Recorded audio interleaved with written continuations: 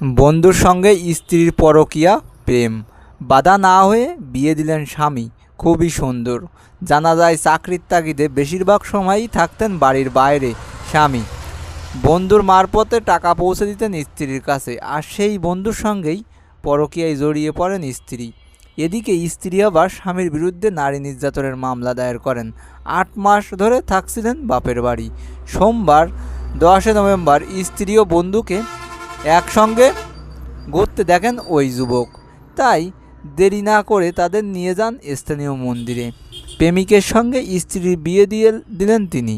তবে 7 বছর বয়সী ছেলেকে নিজের কাছেই রেখে দেন তিনি। ঘটনাটি ঘটেছে ভারতের পশ্চিমবঙ্গ রাজ্যের বীরভূমের সাঁইথিয়ার সতীপীঠ নদীকে সরিতলায় দুই যুবক যুবতীর বিয়ে দেখতে ভিড় করলেন স্থানীয়রা। নবদম্পতির সামনে দাঁড়িয়ে কনের প্রথম স্বামীর বক্তব্য, আজ থেকে আমি মুক্ত। আমার বউ এখন বন্ধুর বউ, ওর ভরণ পোষণের দায়িত্ব এবার আমার বন্ধুর। আর বন্ধুরা, এই ভিডিওটা দেখে ভালো লাগলে অবশ্যই একটা লাইক দিতে ভুলবে না। ভালো থাকো।